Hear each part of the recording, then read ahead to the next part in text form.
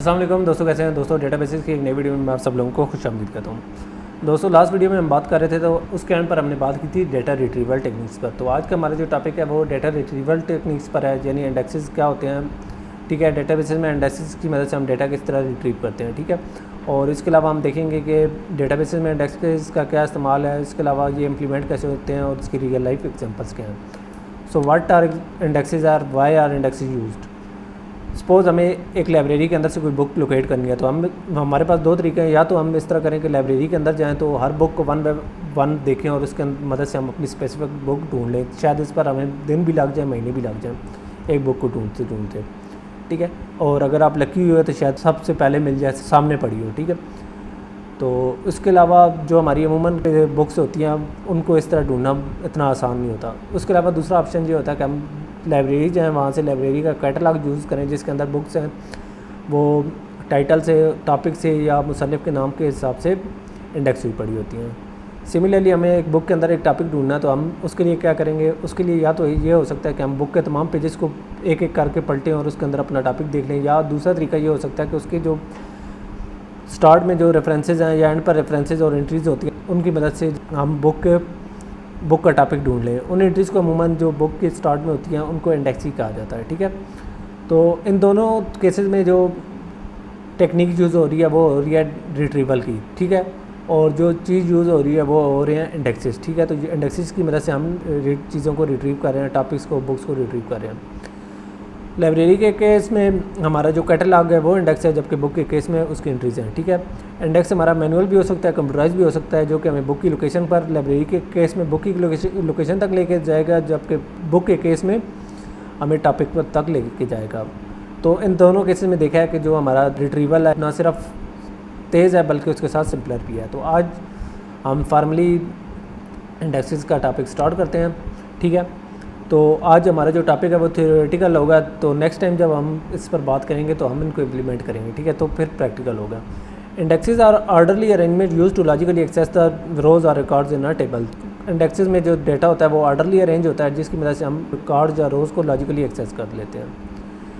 Conceptually index is composed of order index keys and set of pointers. तो conceptually जो index है वो order index keys और उनके पॉइंटर्स पर मुश्तमिल होते हैं। ठीक है, index keys are index reference point.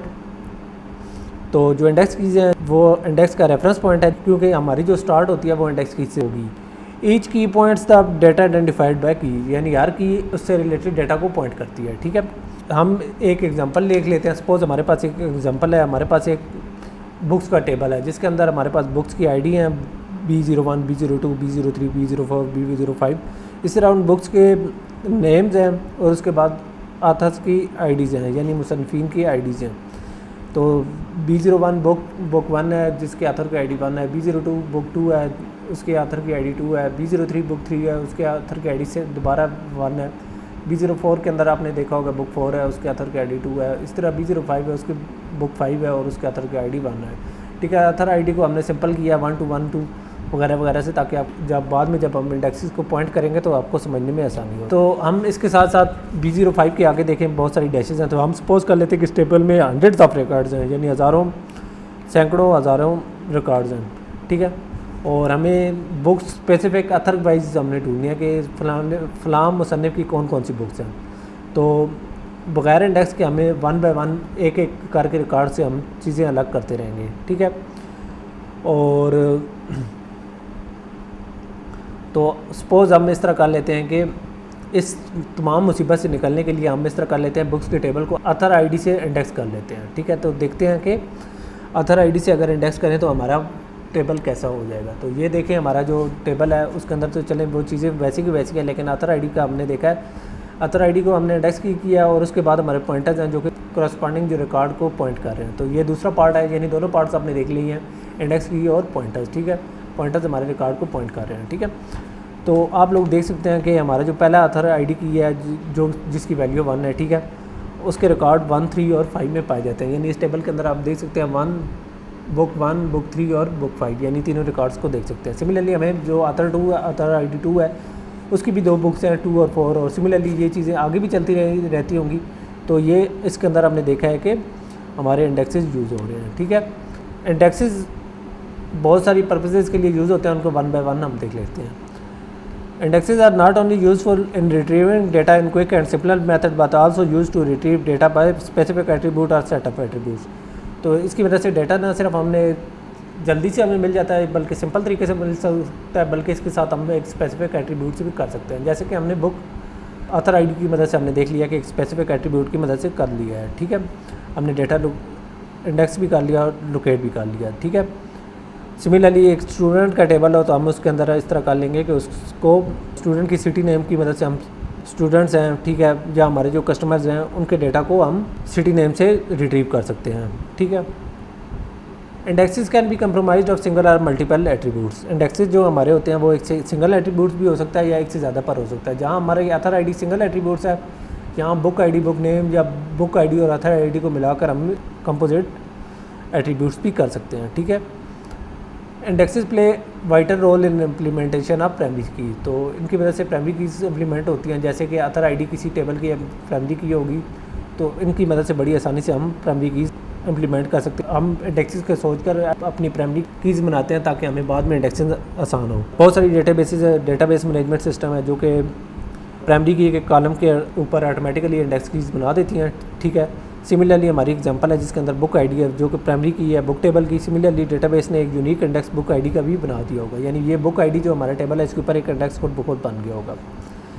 So what is unique index? Unique index is index key have only one record pointer value associated with it. यानी हमारी एग्जांपल में देख लें कि यूनिक इंडेक्स से मुराद जो होता है कि इंडेक्स किया उसके साथ सिर्फ एक रिकॉर्ड हो, यानी पॉइंटर वैल्यू। लेकिन हमारी एग्जांपल में देखते हैं कि ऑथर आईडी यानी इंडेक्स की 1 के ऊपर 3 रिकॉर्ड्स हैं, ठीक है। इस तरह इंडेक्स की 2 के ऊपर हमने देखे कि 2 रिकॉर्ड्स हैं, ठीक है। तो ये हम कह सकते हैं कि हमारा इंडेक्स यूनिक नहीं है क्योंकि ऑथर आईडी की मल्टीपल वैल्यूज एसोसिएटेड हैं।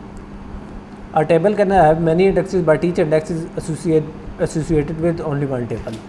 तो यहाँ जो हमारा एक कंसेप्ट बताने का मकसद ये है कि एक टेबल के एक से ज़्यादा इंडेक्स हो सकते हैं। जिस तरह बुक आईडी है, ठीक है, इसके बुक आईडी पर हो सकते हैं, ऑथर आईडी पर हो सकते हैं, बुक नेम पर भी इंडेक्स बन सकते हैं, ठीक है। लेकिन एक इंडेक्स सिर्फ एक टेबल से लिंक होगा, यानी ये नहीं होगा कि एक इंडेक्स एक से ज़्यादा टेबल्स के साथ लिंक हो, ये टेक्निकली पॉसिबल नहीं है, ठीक है।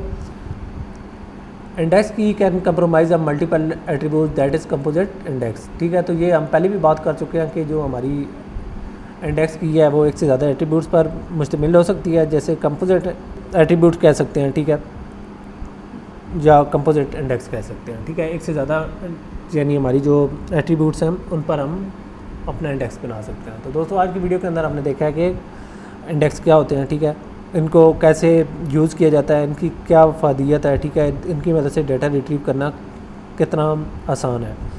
जिस तरह इंडेक्सेस को हम देख रहे थे कि इंडेक्सेस की मदद से डेटा रिट्रीव करना आसान है, इसकी मदद इनको क्रिएट करना भी बड़ा आसान है, ठीक है। इंशाल्लाह जब हम कोर्स में सीक्वल को या एसक्यूएल को प्रैक्टिकली डिस्कस करेंगे तो उसके अंदर हम देखेंगे कि इंडेक्सेस को क्रिएट कैसे किया जाता है। तो उस तब तक के लिए मैं आप लोगों से इजाज़त चाहता हूँ। इंशाल्लाह नेक्स्ट वीडियो में हम जो हमारा एंटिटी रिलेशनल मॉडल है उसको दोबारा स्टार्ट करेंगे और उसके बाद हम फार्मली प्रैक्टिकल जो हमारी डेटाबेस डिज़ाइन का कोर्स है उसकी तरफ मूव करेंगे। तो तक नेक्स्ट वीडियो तक इजाज़त दीजिए। अल्लाह हाफिज़।